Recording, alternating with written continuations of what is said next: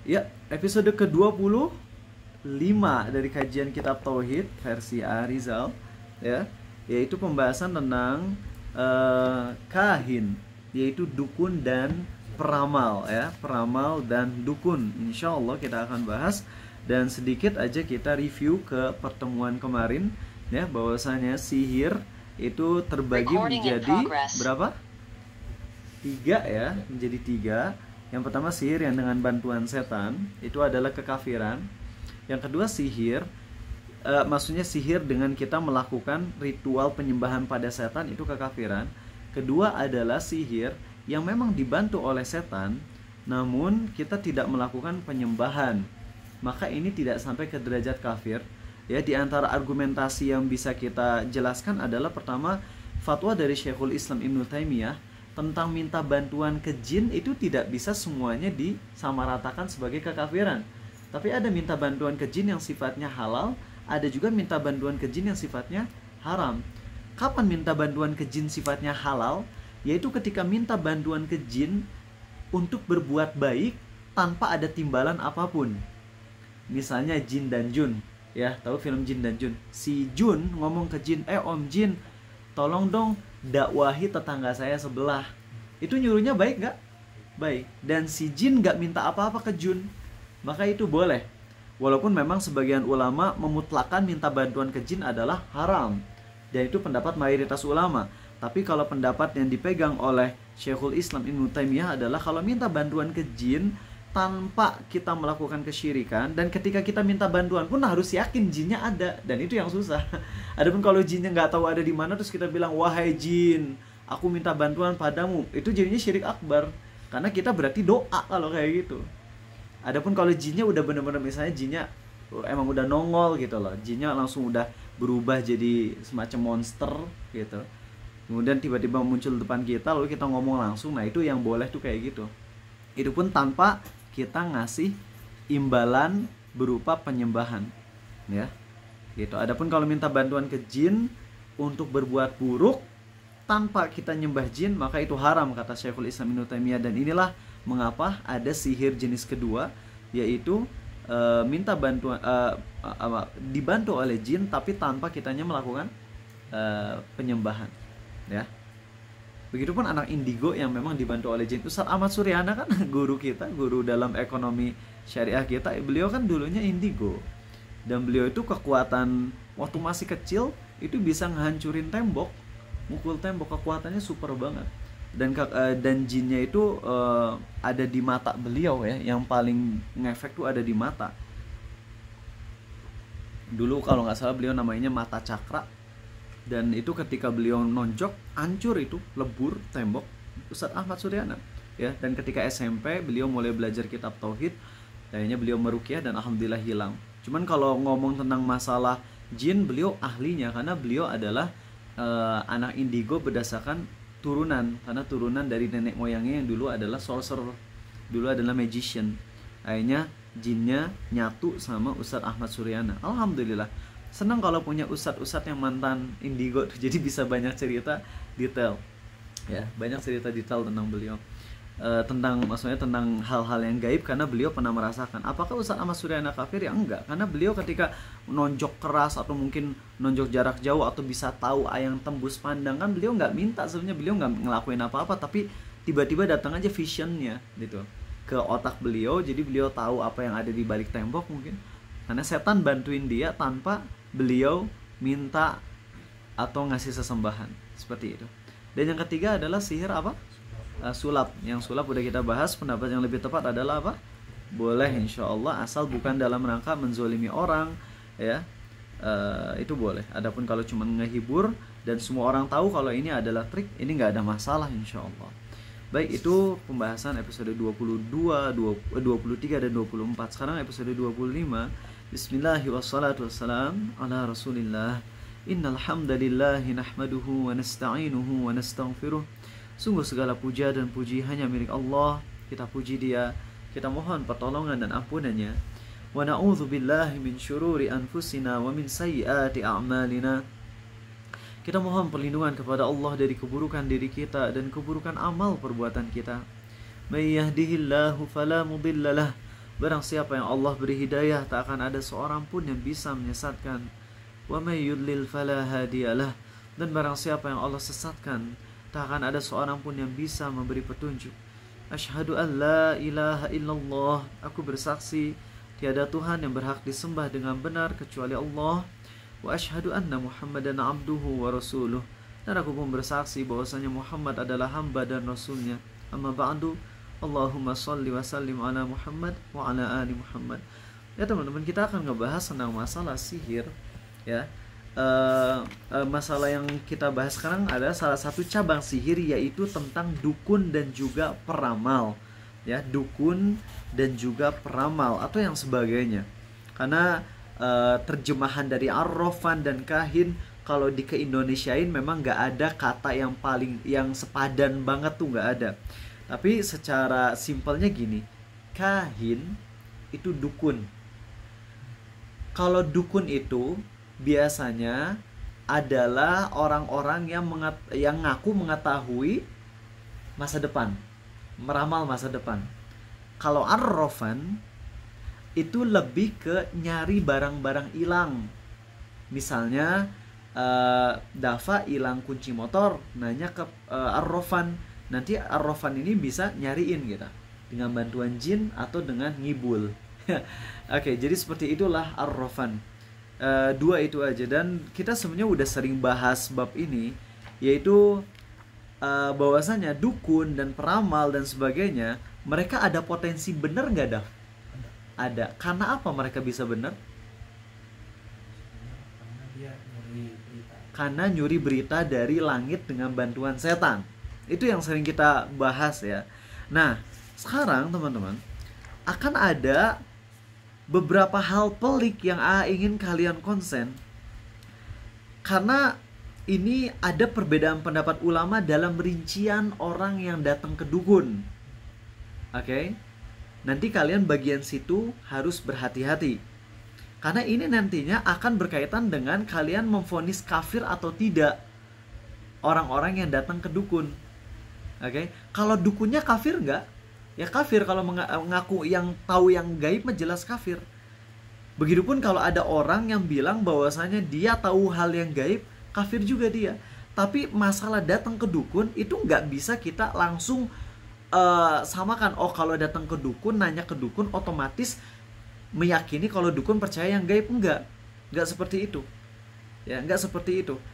Jadi dalam membahas kekafiran, terkadang ada yang bisa langsung ini kafir, maka otomatis yang kayak gini kafir juga. Tapi ada juga turunan yang perlu rincian.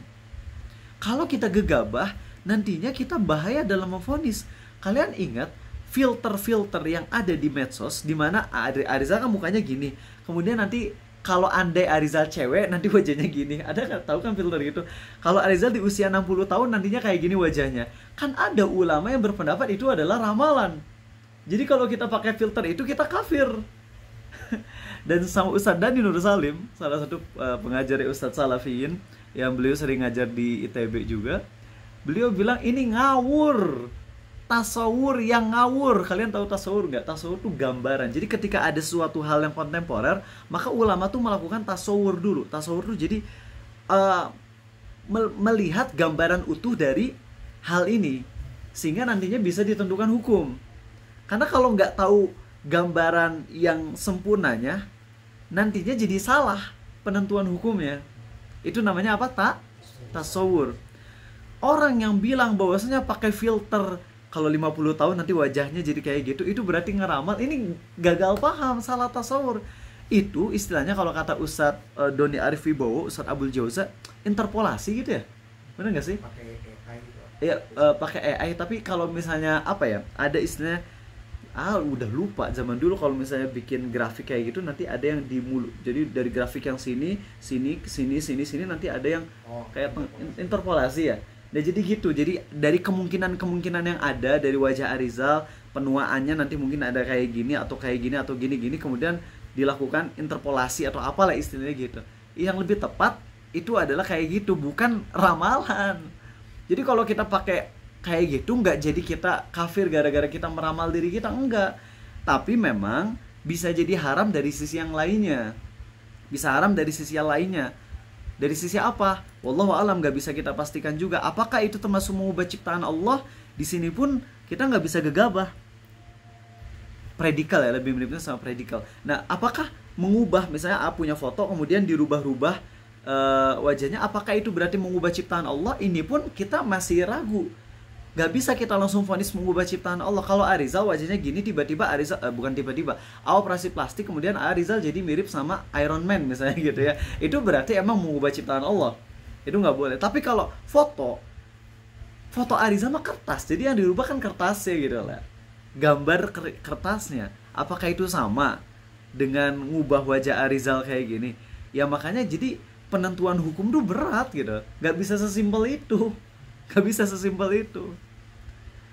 Itulah kenapa ulama gak berani memvonis orang yang main game kekafiran langsung dia kafir. Kecuali kalau kekafirannya seperti misalnya kayak nginjek-nginjek lafaz Allah ya, seperti di Guitar Heroes kalau nggak salah ya, nginjek-nginjek lafaz Allah kemudian kita senang dengan itu jelas kekafirannya. Tapi untuk hal-hal yang lain seperti magic yang ada di game, yang mana itu ya, walaupun yang diilustrasikan adalah sihir, tapi kan itunya sendiri bukan sihir, itunya sendiri cuman editan gitu loh, cuman editan. Makanya nggak bisa berani langsung memvonis itu sebuah kekafiran, walaupun ilustrasinya tetap ilustrasi kekafiran, sehingga nggak boleh dimainin. Ya, cuman memvonis main game ini langsung kafir ya nggak kayak gitu. Ya, nggak bisa mudah dalam hal ini. Jangankan masalah main game, kita datang ke dukun aja ada rinciannya. Kita datang ke dukun nanya, apakah nanya ke dukun otomatis kita ridho dengan dukun? Ridho di sebagiannya, tapi nggak ridho dengan kekafiran bisa jadi. Makanya Nabi SAW memvonis nggak orang yang datang ke dukun nanya kafir. Enggak, yang divonis kafir itu yang percaya. Paham ya? Jadi maksud Ariza ngomong kayak gini bukan akhirnya kalian jadi bermudah-mudahan ngeliatin tayangan-tayangan sihir, bukan. Jangan gagal paham. Tapi maksudnya adalah jangan gegabah dalam vonis kafir. Jangan gegabah. Yang kita vonis jelas-jelas kekafiran tuh yang emang kekafiran yang udah sangat-sangat pasti. Ya, nyembelih untuk berhala, sujud ke berhala, kemudian ngejek-ngejek Allah dan Rasulnya, itu kan udah jelasnya pasti itu mah. Tapi kalau yang masih ada rincian-rincian ya hati-hati. Itu maksud Arizal. Oke? Jadi jangan sampai ceramah ini di kalian pahami untuk akhirnya jadi udahlah nyantai aja sama kekafiran, atau jadi pokoknya jangan disalah pahami dari statement Arizal ini. Baik. Nah, teman-teman, mari kita ngelihat tentang masalah ini. Jadi bedanya penyihir dengan dukun, kalau penyihir biasanya ofensif, black mage gitu ya, jadi nyerang gitu, nyerang, nyantet. Kalau dukun biasanya kayak kalau misalnya di dalam perang mah kan ada spy ya, spy itu tugasnya apa? Nyari informasi kan ya, apa namanya kalau di mata-mata gitu ya, jadi untuk mengumpulkan informasi. Jadi kalau dukun tuh kayak gitu lah, ngumpulin informasinya. Sedangkan kalau black mage itu, penyihir itu ibaratnya adalah warriornya gitu lah, paham ya? Jadi seperti itulah kalau misalnya kita analogikan. Nah, jadi kalau penyihir itu nyerang, nyantet, bunuh dari jarak jauh. Kalau dukun nggak ngebunuh, tapi meramal apa yang ada di masa depan atau meramal kejadian-kejadian. Sedangkan Ar-Rafan, kalau Ar-Rafan itu adalah nyari-nyari benda yang hilang, ya, nyari-nyari benda tertentu yang ya hilang atau yang nggak diketahui tempatnya di mana. Tapi kalau emang bener ya itu Ar-Rafan itu benar-benar ada, memang sih ada. Tapi seharusnya ya andai ya, kalau kita nggak boleh berandai-andai kayak gini, tapi perandaian ini untuk jadi pelajaran aja. Seharusnya nyari minyak bumi dan sebagainya pas pakai ini aja Ar-Rafan gitu ya. Tapi kenapa banyaknya Ar-Rafan tapi kok minyak bumi masih, para peneliti masih berusaha untuk nyari gitu ya. Terus pingin tahu di segitiga biru segitiga apa Bermuda tuh ada apa, kenapa harus ngecek pakai teknologi segala, kenapa nggak nyuruh Ar-Rafan aja gitu kan, simple ya. Tapi nggak boleh kafir. Cuman maksudnya gini, ya penyihir itu, mereka yang ngaku punya kekuatan super ini dan itu, mereka tuh hanya akan menggunakannya untuk hal-hal yang emang menguntungkan mereka dan gak ngasih maslahat untuk manusia. Itu aja. Adapun yang bisa ngasih maslahat ke manusia, mereka gak akan gitu. Coba kalau misalnya minyak bumi diketahui, kan akhirnya orang-orang jadi teknologi bisa makin canggih dan sebagainya, bisa untung negara-negara kaum muslimin misalnya yang emang punya minyak bumi dan sebagainya. Tapi mereka nggak mau bantu untuk nyari kayak begituan, karena emang tugas mereka bukan ngasih manfaat ke kita, tapi untuk nyesatin kita, tugas setan itu. Oke, baik teman-teman.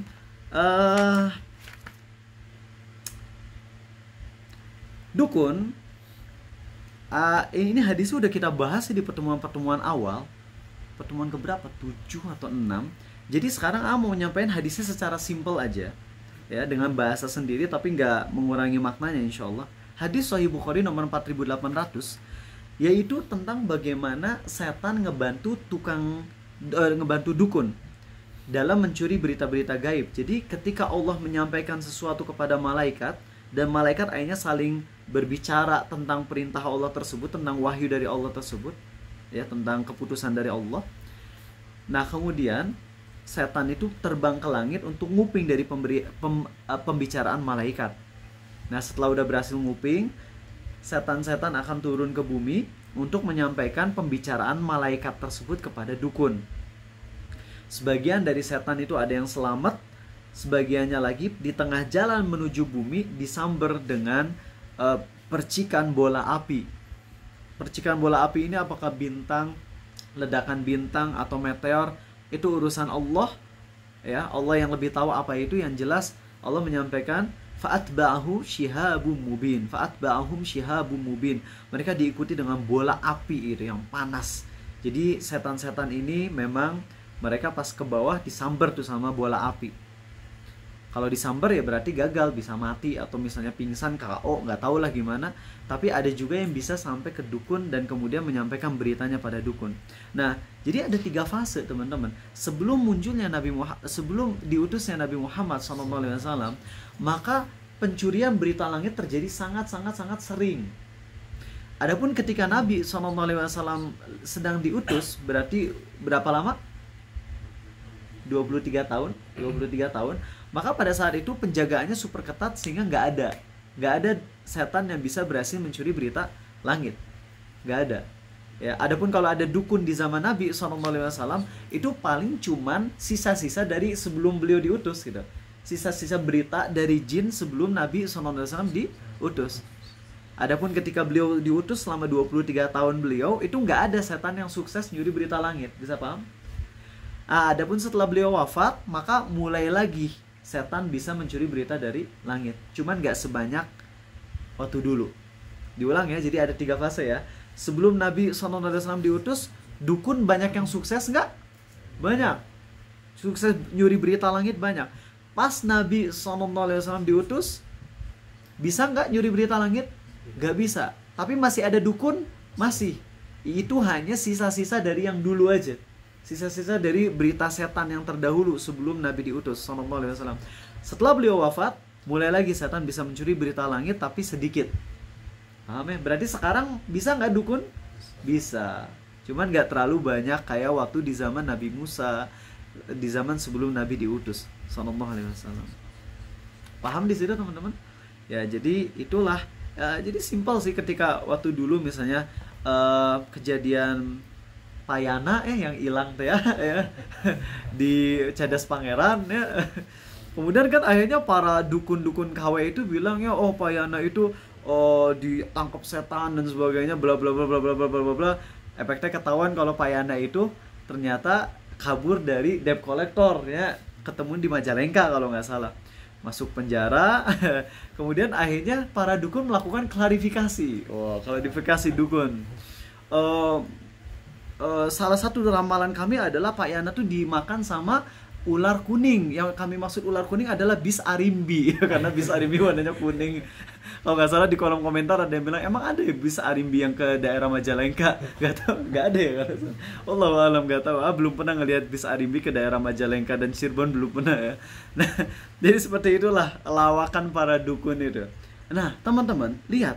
Memang di satu sisi kita bahagia ketika kejadian Pak Yana yang ngebikin hoax se-Indonesia itu membuat para dukun yang ada di daerah Cadas Pangeran dan sebagainya jadi turun popularitasnya dan mereka akhirnya didustakan oleh masyarakat.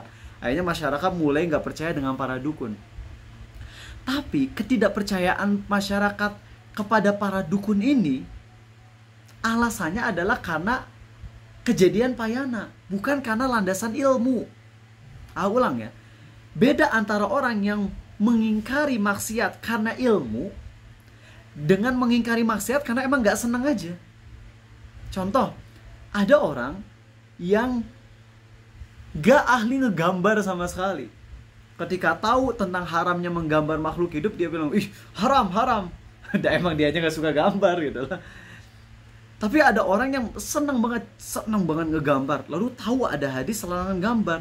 Akhirnya dia tinggalkan dosa menggambar karena tahu hadis Nabi SAW. Dia beriman, dia tunduk kepada hadis Nabi SAW. Beda derajatnya. Orang yang pertama mengingkari maksiat karena emang gak doyan maksiat itu. Sedangkan orang kedua mengingkari maksiat karena berilmu dan dia tunduk kepada apa yang Allah firmankan dan Nabi sabdakan SAW. Nah, yang terjadi saat Pak Yana ngebikin hoax, kalian masih ingat kan kisah Pak Yana? Dulu viral banget ya. Ketika Kang Yana nge-hoax, ya, dia kayak kecelakaan mau dibunuh padahal dia lagi kabur dari debt collector. Kemudian para dukun mencari Pak Yana, kemudian dukunnya ketahuan kalau mereka ngibul. Akhirnya masyarakat jadi nggak percaya lagi sama dukun-dukun ini karena ternyata para dukun itu ngibul. Tahu nggak apa yang terjadi? Di antara dukun ada yang benar. Kan dukun-dukun KW mah kelihatan gitu waktu dulu tuh yang wajah-wajahnya udah tua ya, jelek lah gitu secara manusiawinya ya, wajahnya jelek, bukan ngejek ciptaan Allah ya. Tapi ini ada satu dukun yang wajahnya bersih. Dukunnya generasi milenial gitu ya. Wajahnya bersih, mulus, berjenggot, pakai kopiah. Dan dia ngomong, ya, ngelihat ada salah satu di antara dukunnya, ngelihat kontennya di TikTok viral, dia ngomong kayak gini. Ketika para dukun mah bilang kalau Pak Yana ini dimakan ular kayak ini kayak itu, ditangkap jin dan sebagainya, dukun ini mah bilang Pak Yana gak ditangkap oleh jin, Pak Yana gak lagi kecelakaan, Pak Yana gak dibunuh sama begal dan sebagainya. Tapi jin saya ngasih tahu kalau Pak Yana ini sedang kabur ke sebuah daerah. Akhirnya masyarakat, wah ternyata ramalan inilah yang benar tuh kan. Ketika mengingkari dukun bukan karena landasan ilmu, ketika ada dukun yang ternyata prediksinya, ramalannya lebih tepat, jatuh lagi ke dukun itu. Makanya ketika kita mengingkari dukun bukan karena kita kita bilang oh dia mah tukang ngibul, dia mah sering gagal. Bukan gitu.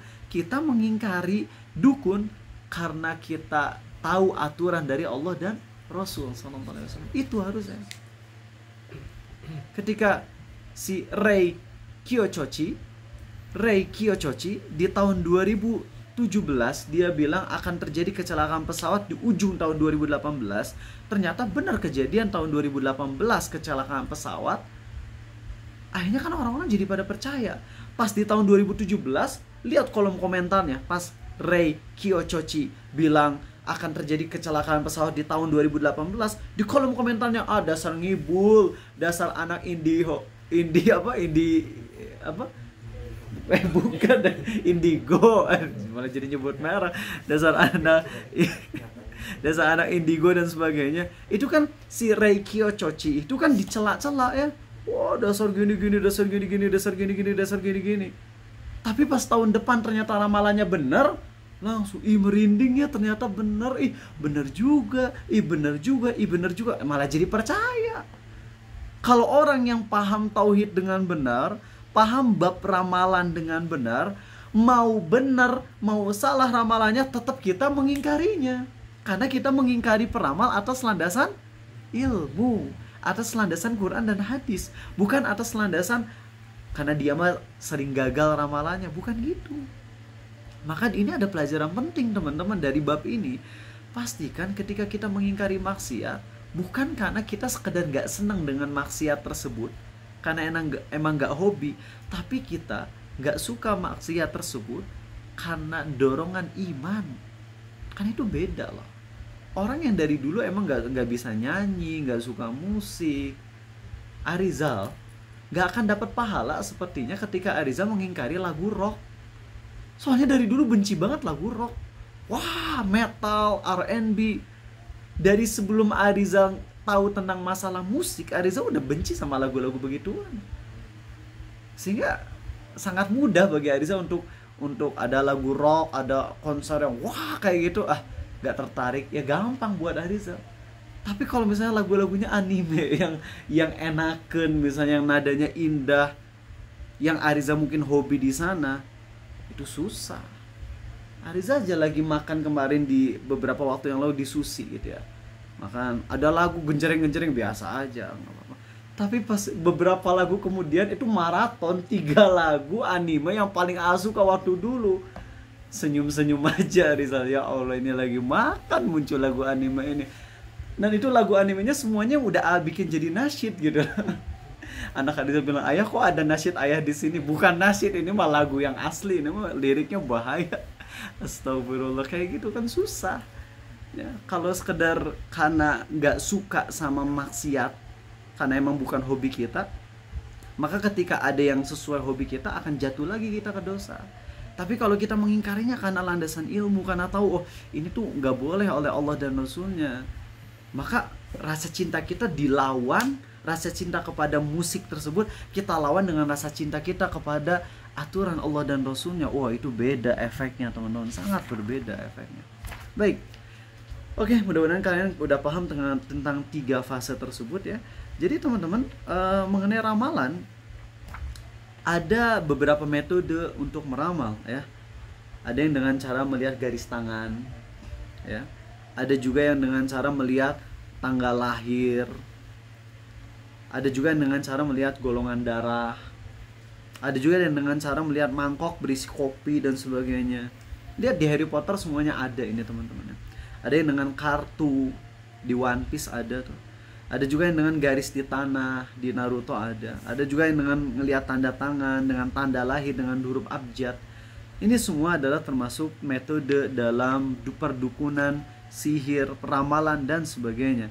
Dan ini adalah jelas praktek-praktek sihir. Walaupun rinciannya nanti ada yang syirik akbar, ada yang syirik kecil dalam masalah orang yang mendatanginya. Ya.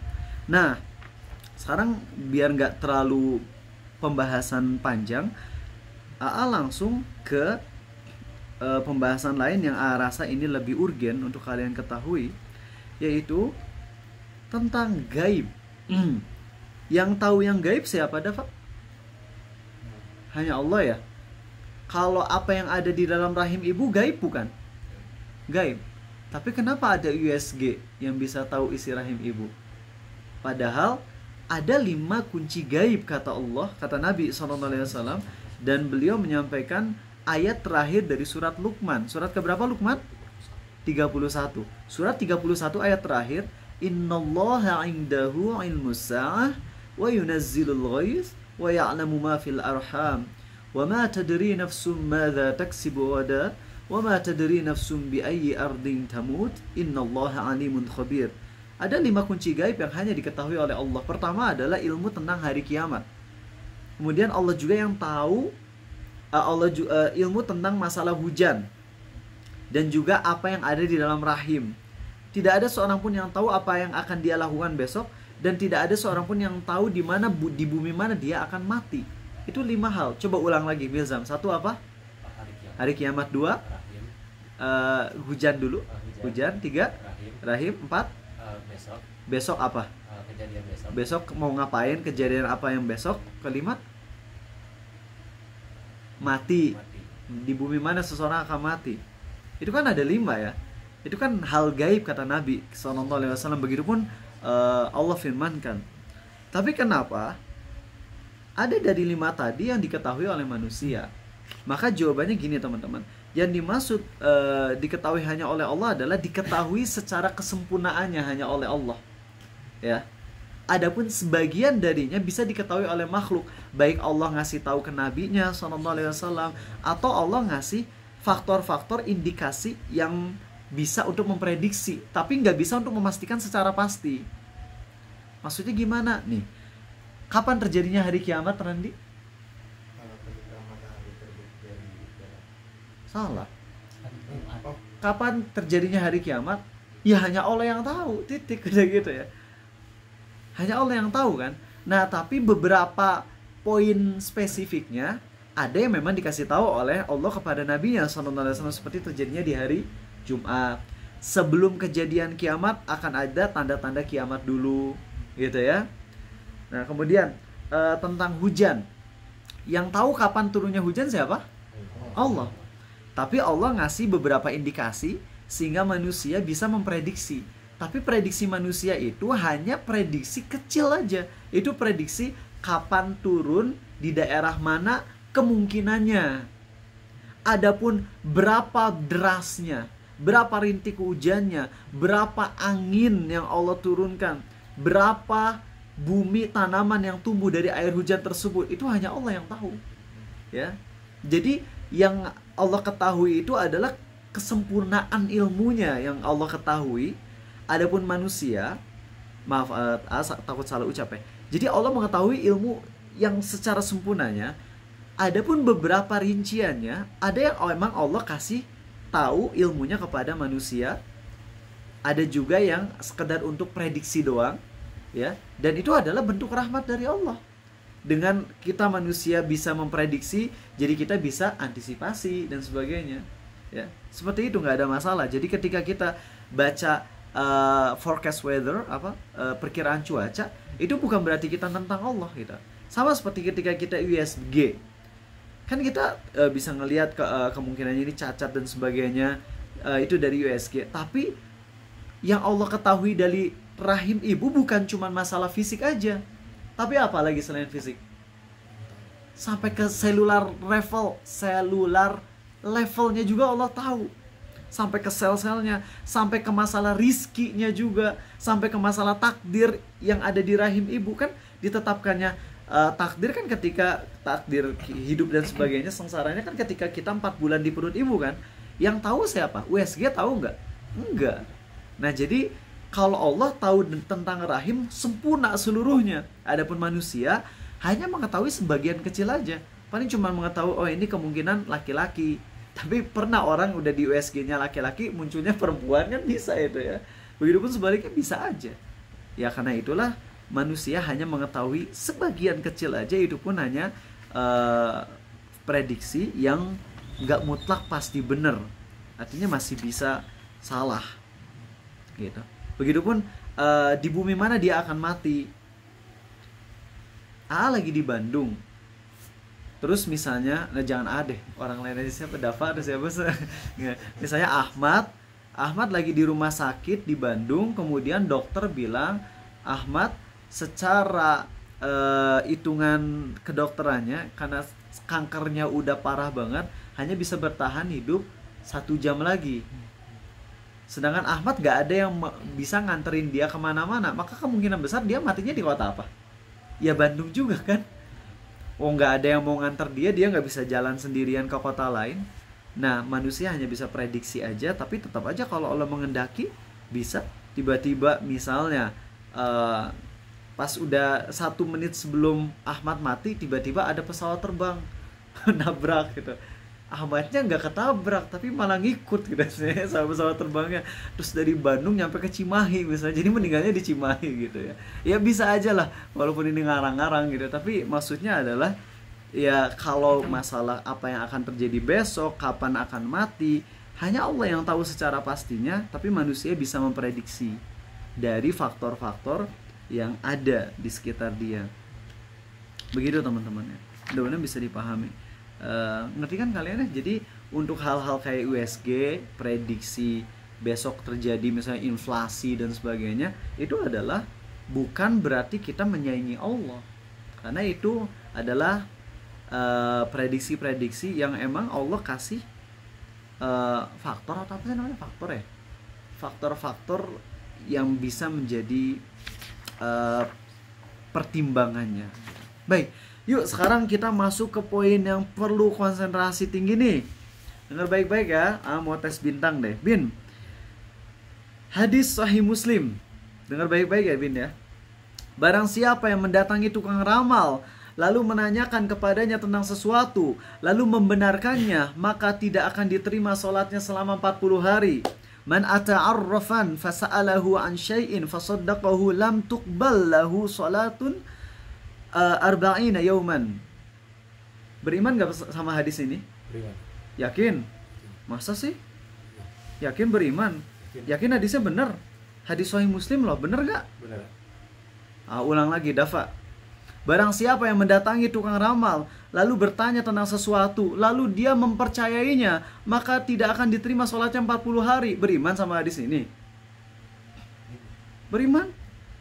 Nggak aneh sama hadis ini? Insya Allah nggak aneh. Kalau aneh, kafir. Enggak dong. Percaya ada yang tahu yang gaib selain Allah, kafir nggak? Tapi kata Nabi SAW gak diterima sholatnya 40 hari doang. Berarti kafir gak? Enggak. Aneh jadi hadisnya. Harusnya kalian berarti kurang konsen kalau kalian gak menemukan keanehan dalam hadis ini. Baik.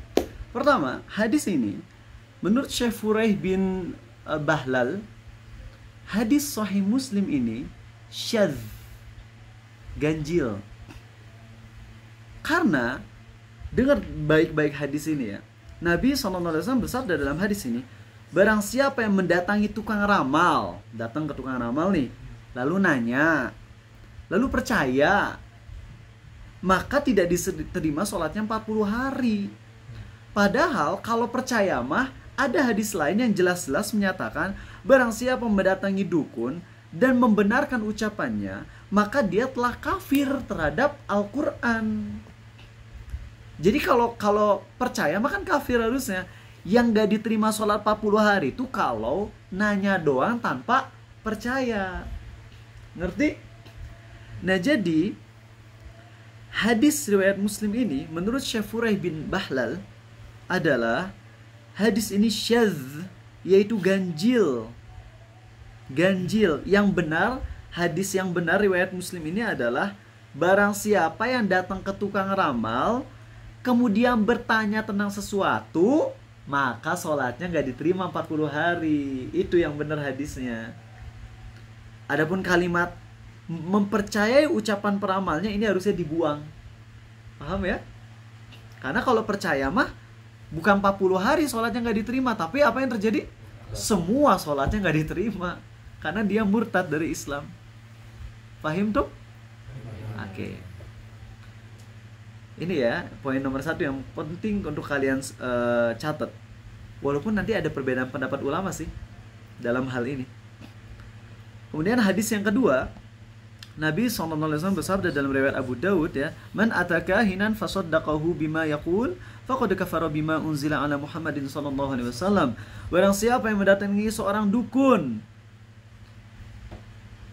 kemudian membenarkan ucapannya, maka dia telah kafir terhadap apa yang diturunkan kepada Nabi Muhammad SAW. Kalau hadis ini jelas nggak? Oh, ini udah jelas hadisnya. Ya, kita nggak aneh lagi dengan isi hadisnya. Ya. Kemudian dalil yang ketiga adalah mirip ya, riwayat Tirmidzi sahih ya. Man ata'arrafan aw kahinan fasaddaqahu bima yaqul faqad kafara bima unzila ala Muhammadin sallallahu alaihi wasallam. Barang siapa yang mendatangi tukang ramal atau dukun lalu mempercayai apa yang ia ucapkan, maka sungguh dia telah kafir terhadap apa yang diturunkan kepada Muhammad SAW. Nah, teman-teman, ternyata kita ngebahas hadis riwayat Muslim dulu ya. Kalau Arizal memegang pendapat hadis riwayat Muslim tadi sesuai dengan pendapat dari ahli hadis, yaitu Syekh Furaih bin Bahlal, yaitu hadisnya apa? Syadz. Hadisnya mah secara umum sahih ya. Cuman bagian yang percaya itunya yang nggak sahih, itu yang harus dibuang. Berarti dalam kitab Sahih Muslim ada yang doifnya juga, ada yang doifnya, tapi sangat sedikit. Kenapa ada hadis Bukhari dan Muslim yang masih doif? Berarti kan itu sebuah kecacatan sebenarnya, cacat tapi sangat sedikit. Karena Allah tidaklah menghendaki yang sempurna kecuali firman-Nya saja. Allah nggak menghendaki di muka bumi ini ada kitab yang sempurna kecuali kitab darinya, yaitu firman Allah. Adapun buatan manusia harus ada salahnya, harus, agar manusia tidak mengkultuskan siapapun kecuali Allah saja. Ya, kultus itu artinya menuhankan kan ya, ya. Hanya Allah yang patut untuk kita tuhankan. Selain Allah nggak patut. Bahkan Nabi Muhammad SAW secara risalah beliau sempurna, tapi secara manusiawi beliau salah. Agar kita tahu bahwasanya beliau adalah manusia pilihan Allah yang sangat kita muliakan, tapi beliau bukanlah Tuhan. Seperti itu teman-teman. Jadi sebenarnya udah clear sih untuk hadis yang pertama bahwasanya hadisnya apa? Syadz. Sehingga intinya kesimpulannya kalau datang ke dukun nanya kafir enggak? Enggak. Kalau nanya doang 40 hari sholat nggak diterima. Tapi kalau nanya kemudian percaya kafir enggak? Kafir. Udah clear di situ sebenarnya. Inilah pendapat yang Arizal pegang. Tapi pendapat dari Ustadz kita yaitu Ustadz Abu Haidar As-Sundawi beda. Beliau, Ustadz Abu Haidar As-Sundawi lebih cenderung ke pendapat hadis riwayat Muslim tadi itu enggak syadz. Itu enggak syadz. Itu sahih. Enggak ada yang perlu dipotong dari hadis tersebut. Dan pendapat Ustadz Abu Haidar ini beliau menukil dari pendapatnya Imam Ahmad bin Hambal, yakni kalau ada orang yang datang ke peramal kemudian nanya kemudian percaya, maka orang ini tidak murtad dari Islam. Tidak murtad dari Islam. Aneh nggak dengan pendapat ini kalian? Aneh ya? Kenapa bisa nggak kafir? Ustaz Abu Haidar As-Sundawi berpendapat hadis tadi ya, yaitu barang siapa yang datang ke dukun kemudian percaya dengan ucapannya maka dia telah kafir kepada Al-Quran. Itu maksudnya kafir kecil. Kalau kafir kecil berarti dia masih Islam. Kenapa Ustaz Abu Haidar lebih cenderung ke pendapat ini? Dan ini adalah pendapat yang dipegang oleh Imam Ahmad bin Hambal. Alasan pertamanya, tapi ini ingat ya, pendapat ini pendapat yang keliru kalau dari sudut pandang kita yang megang pendapat yang pertama tadi ya. Bukan kita merendahkan Imam Ahmad loh, siapa kita dengan Imam Ahmad, gak ada apa-apanya ya. Jadi kita bukan dalam rangka merendahkan, oke, tapi kita dalam rangka mengkritisi versi kita yang ikut pendapat yang pertama. Alasan pertama pendapat ini, kenapa Ustadz Abu Haidar dulu, kenapa kita bahas dulu kenapa Ustadz Abu Haidar lebih cenderung ke pendapat dari Imam Ahmad ini. Alasannya adalah pertama karena emang hadisnya sahih riwayat Muslim tadi. Orang yang percaya divonis kafir nggak dalam hadis riwayat Muslim tadi? Enggak kan ya? Kalau seandainya nggak syadz itu, tapi cuman 40 hari itu doang sholatnya nggak diterima, berarti kan kafir kecil, berarti nggak murtad dari Islam. Itu alasan pertama. Alasan kedua, ketika seseorang datang ke dukun, maka dia bukan meyakini dukun tahu ilmu gaib, namun dia beranggapan bahwasanya dukun ini memang dikasih tahu oleh setan, yang setannya tahu dari Allah lewat malaikatnya. Jadi bukan percaya dukun tahu hal yang gaib, tapi lebih ke percaya karena emang setan dapatnya dari Allah juga secara nggak langsung. Makanya mereka tidak kafir. Gitu alasannya. Ngerti? Bingung gak ini teh? Ada berat bagian sini. Tapi kalau kalian bingung dengan rincian ini, udahlah ikut pendapat yang pertama aja dah. Ya intinya kalau nanya kafir gak?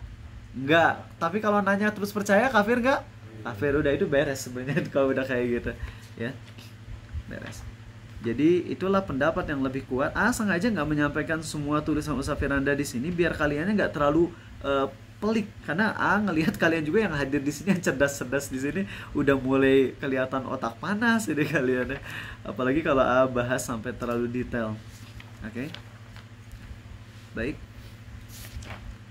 Sepertinya itu sudah ya. Ya. Sepertinya udah terbahas apa yang harus dibahas, insya Allah. Seperti itu ya. Ya, alhamdulillahirobbilalamin. Barangkali mungkin diantara kalian ada yang udah baca kitabnya, terus ada poin yang kalian rasa penting banget tapi nggak menyampaikan. Barangkali lupa. Kalau yang seingat Arizal, udah menyampaikan semua poin yang mewakilinya. Ya, yang skip tuh hanya poin-poin yang rasa sudah terwakilkan dengan yang lain. Tapi kalau kalian ngerasa ini ada yang keskip nih dari penjelasan ini, silakan sampaikan aja ke Arizal di kolom komentar ya, biar sampein. Ya barangkali ada yang keskip, insya Allah nggak apa-apa kok ya. Oke. itu aja. Terima kasih, ada 13 menit buat sesi tanya jawab. Silakan yang punya pertanyaan boleh tanyain. Silakan Bintang. Ya, Assalamualaikum. Amin, terima kasih. Iya, silakan. Jadi keluarga saya yang mungkin sudah sepuh gitu, itu saya juga kaget tiba-tiba dulu tuh bilang gini. Jadi beliau tuh sehat kebetulan alhamdulillah, terus bilang gini, wah saya nggak pernah sakit nih, berarti bener ya kata peramal dulu gitu. Kata peramal dulu katanya nggak bakal sakit gitu katanya. Nah terus saya langsung bilang gini, bohong itu gitu. Tapi sekarang saya jadi nggak tahu kondisinya beliau itu akhirnya bilang tadi itu apakah berarti membenarkan peramal?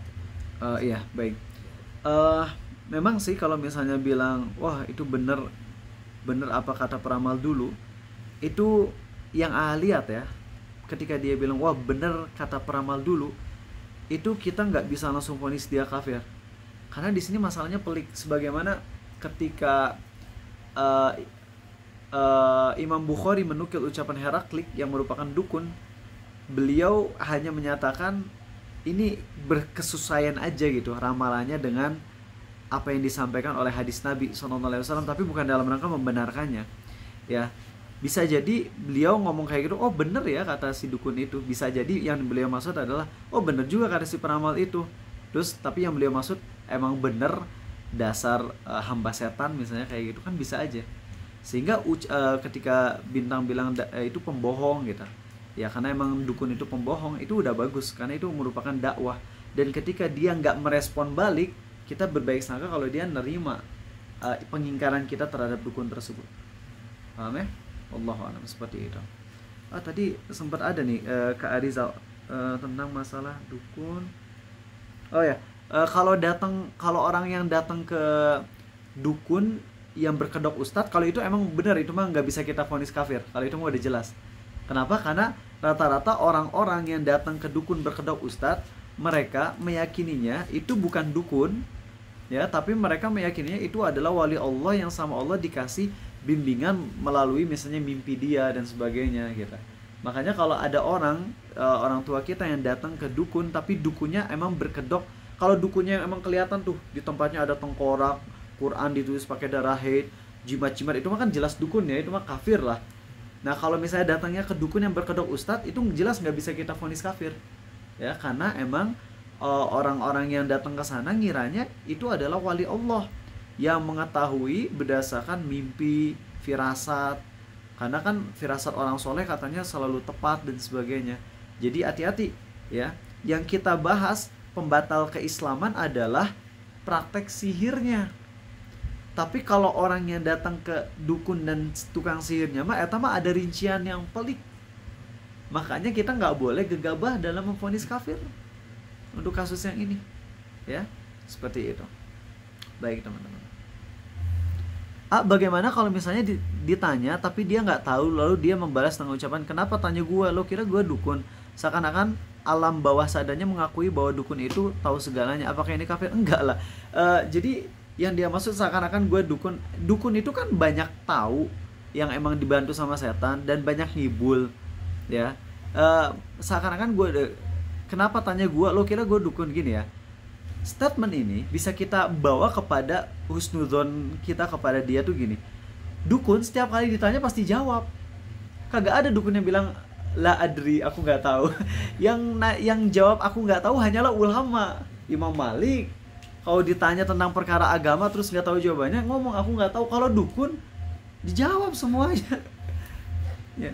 Jadi kan dukun itu sotoy, emang benar-benar sotoy. Nah ketika misalnya dia nggak tahu terus kita tanya terus, akhirnya dia bilang kenapa nanya gua mulu, emang gua dukun? Yang maksud dia adalah kalau dukun kan emang ngejawab semua pertanyaan gitu. Dan kebanyakan emang salah, karena dukun itu kemungkinan benarnya secara rasionya tuh 1:101. Karena setiap satu berita yang dia dapat dari malaikat itu dia tambah 100 kedustaan. Kenapa coba ditambah 100 kedustaan kata para ulama? Agar terlihat dia seakan-akan adalah orang yang know it all. Kan kalau cuma dapat satu berita dari langit kan nunggunya lama. Dapat satu berita, mungkin baru dapat laginya bulan depan kan. Jadi beritanya cuma dikit. Makanya dari satu berita itu ditambahin 100 berita palsu, biar kelihatan bagaimana retorika fasihnya dia, bagaimana dia bisa mempengaruhi orang-orang yang datang ke dia, sehingga jadi kayak ngasih apa namanya tuh, kayak bener-bener ngasih sugesti, itu dia, sugesti kepada orang-orang yang nanyanya itu.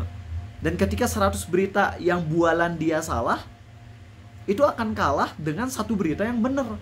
Karena 100 berita bualan dia dianggapnya, oh itu emang belum terjadi. Tapi giliran ada satu yang kejadian, itu yang di expose sama masyarakat.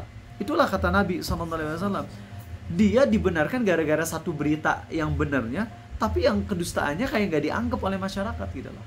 Seperti itu ya. Ada juga yang kalau misalkan kesel sama pemain bola luar negeri, bilangnya tolong ada yang santet nih pemain, kesel gue liatnya. Kalau itu nggak boleh kalau gitu mah. Kalau ngomong tolong santet dia, itu mah berarti kita udah nyuruh untuk kafir. Itu sama aja dengan kita bilang tolong sembahlah berhala gitu. Kapan kita boleh ngomong silakan sembah berhala? Kapan? Saat kita udah mendakwahi orang kafir dengan abis-abisan dan ngasih tahu ke orang kafir bahwasanya nyembah berhala itu masuk neraka, kafir selamanya, baru kita bilang. Misalnya nih ada Bang Alex nyembah berhala, terus Allah bilang, Lex jangan nyembah berhala karena nyembah berhala itu kafir selamanya di neraka. Tapi dia tetap kekeh nyalain Ariza. Ariza bilang, udah sok sembah aja yang kamu inginkan selain Allah, sok baik sok, tapi siap-siap nanti masuk neraka jahanam selamanya. Itu ketika ngomong sok aja nyembah berhala, Ama hanya menukil firman Allah, di mana Allah berfirman di surah Az-Zumar apa? Fa'budu ma syi'tum min dunih. Sok sembah aja kata Allah selain Allah. Silakan sembah aja berhala selain Allah. Tapi ingat, orang yang rugi adalah mereka yang merugikan diri mereka sendiri dan keluarganya di hari kiamat, yaitu orang-orang yang menyembah selain Allah rugi. Gitu. Nah, ini kan ngomong sok santet itu kan dalam rangka nyuruh orang kafir, nyuruh orang untuk kafir. Itu kekafiran, hati-hati loh. Ih, serem ngomong kayak gitu. Tolong santet nih pemain. Kecuali kalau santetnya versi yang ilmiah. Ya, tapi kan rata-rata kalau santet di sini maksudnya black match yang emang ngirim gitu dari luar negeri, itu bantuan setan. Ada game seperti Genshin yang kita disuruh ke patungnya biar dapat power. Apakah itu disamakan dengan yang injak lafaz minta usap? Ini perkara yang berat buat Ariza untuk jawab, tapi ilustrasi ini jelas ilustrasi kesyirikan, ya. Wallahu alam. Nggak berani jawab. Terkait hadis tidak diterima sholat 40 hari itu, tapi yang jelas jangan dimainin ya. Yang jelas jangan dimainin, itu jelas. Cuman apakah itu murtad yang mainnya? Nggak berani. Terkait hadis yang tidak diterima sholat 40 hari itu, apakah sholat yang diterima itu sholat yang telah berlalu atau sholat yang akan dikerjakan ke depan? Wallahu alam. Sejauh yang tahu dengan keterbatasan Ariza adalah sholat yang ke depan, ya. Tapi tetap kalau dia taubat akan diterima langsung. Kalau menebak kepribadian sesuai tanggal lahir, apakah sama dengan meramal? Itu bisa masuk kepada ramalan karena nggak ada hubungan sama sekali, ya. Nebak ngapain nebak kalau nggak ada hubungan sama sekali gitu. Nebak tuh kalau misalnya sesuatu yang emang bakalan terjadi dan emang kemungkinannya hanya sedikit. Misalnya nanti yang menang urutannya berapa aja nih dari 1, 2, 3. Kayaknya yang top tuh nomor ini, yang kedua nomor ini, yang ketiga nomor ini, misalnya kayak gitu. Ya emang kemungkinannya kan cuma 3 ya nggak sih? Kalau calon 1, 2, 3, outcome-nya berarti 1, 2, 3 atau 2, 1, 3 atau 3, 2, 1 atau bisa lagi 2, 3, 1. Cuma berapa kemungkinan? 4 ya berarti. 4 atau 5 tuh? 6, ada 6 kemungkinan. Ya kita cuma nebak dari 6 kemungkinan tersebut, itu mah bukan meramal, itu mah cuma tebak-tebakan ya. Itu mah sama dengan, kan judi juga tebak-tebakan ya gak sih? Apakah orang yang main judi jadi kafir? Ya enggak, itu kan cuma tebak-tebakan, cuma haram. Jadi bedakan antara meramal dengan memprediksi. Misalnya si Deon meramal akan ketemu sama milenium di kantin, misalnya kayak gitu. Si Dolanan gitu, aku meramal akan bertemumu di kantin sekolah misalnya gitu. Itu maksudnya memprediksi gitu ya.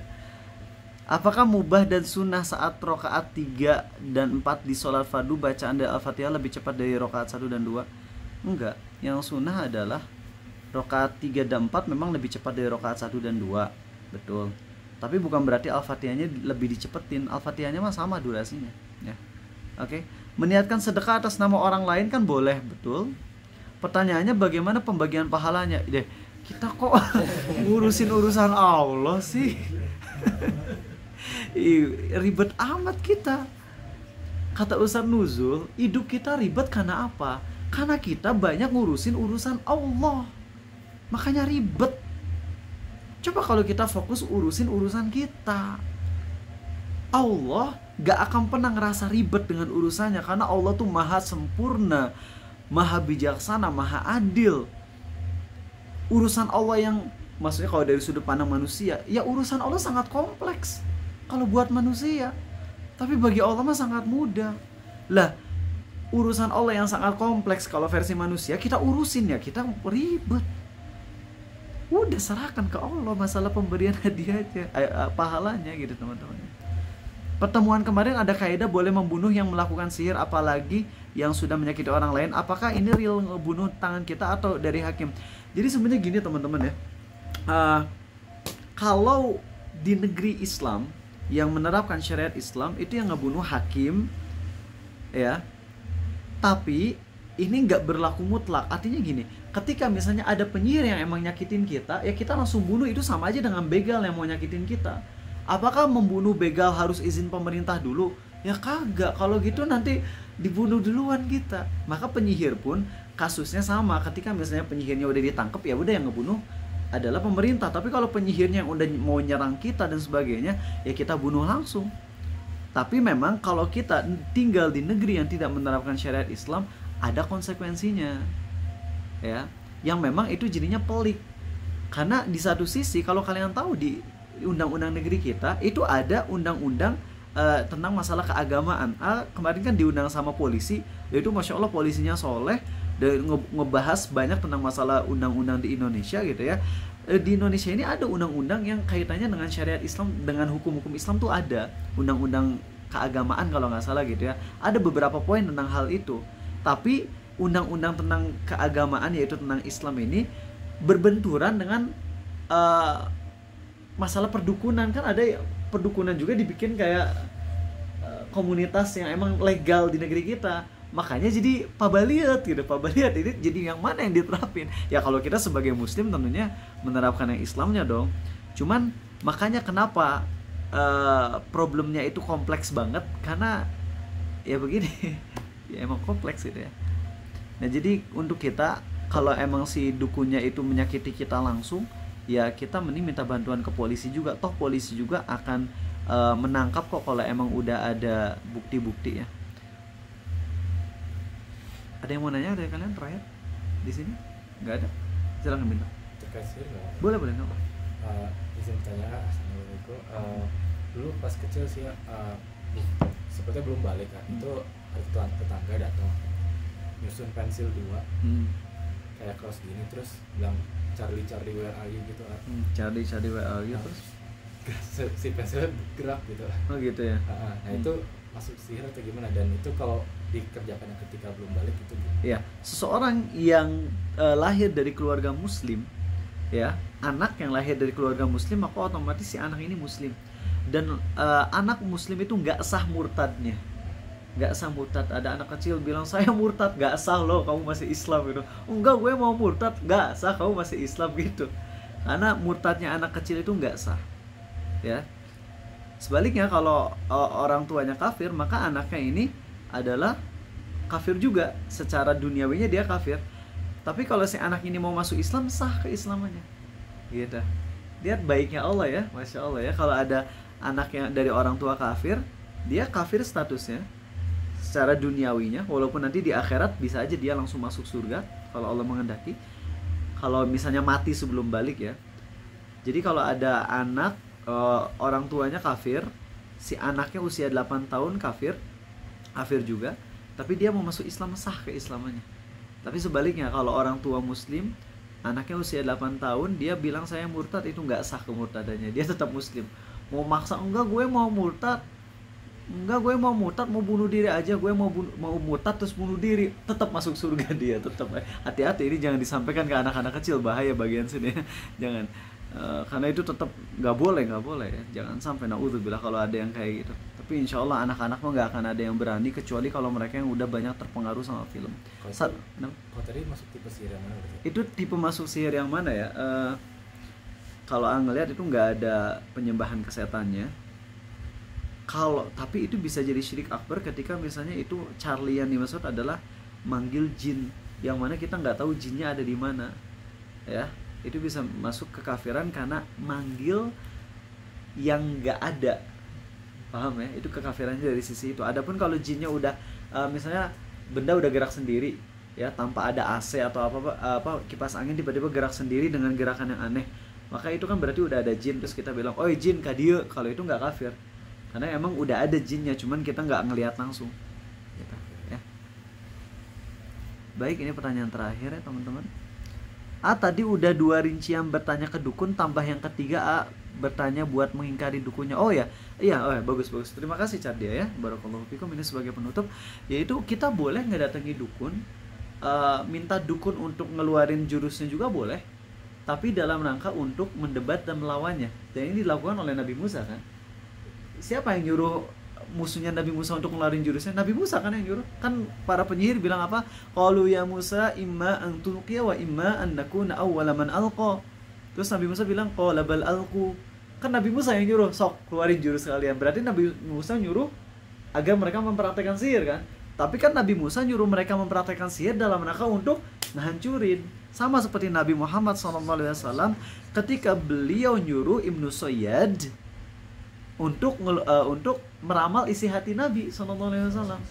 Beliau lagi mikirin tentang asap, bener Ibnu Sayyad bisa nebak isi hati beliau, aduh, asap. Terus beliau bilang berhenti.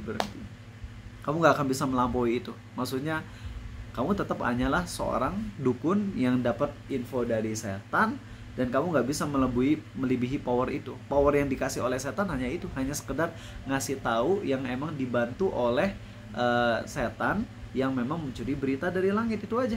Gak bisa lebih dari itu. Itu kata Nabi SAW.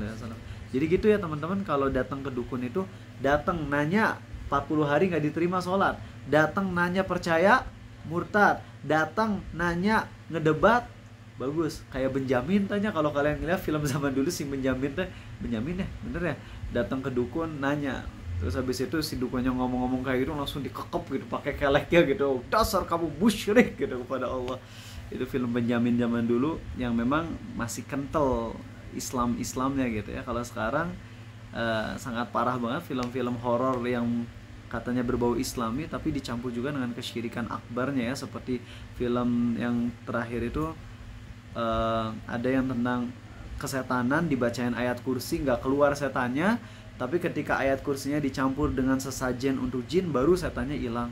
Wah itu mah udah kekafiran. Ternyata pas dapat dari salah satu ustadz, si produsernya, tadi nggak nyebut merek judulnya, ternyata baru tahu si produsernya adalah orang yang emang nggak suka sama Islam gitu, nggak suka sama Islam, cuman dibalutnya kayak gitu. Jadi biar nggak ketahuan gitu ya. Film-film Islam horor yang ada ustadz dan sebagainya, produsernya tapi nggak suka sama Islam. Ya, seperti itulah cara menyesatkan yang sangat halus lewat film. Ya, oke, udah dulu teman-teman, terima kasih. Mudah-mudahan minggu depan bisa tazkiyatun nafs lebih panjang, dan minggu depan kita akan bahas white magic, singkat aja insyaallah ya. Subhanakallahumma wa bihamdik asyhadu an la ilaha illa anta astaghfiruka wa atubu ilaik. Besok pagi insyaallah ada kajian fikih. Kita udah masuk bab sholat ya, jadi jangan sampai ketinggalan kalian, ini penting, nggak direkam lagi kan bahaya kalau kalian nggak tahu. Assalamualaikum warahmatullahi wabarakatuh.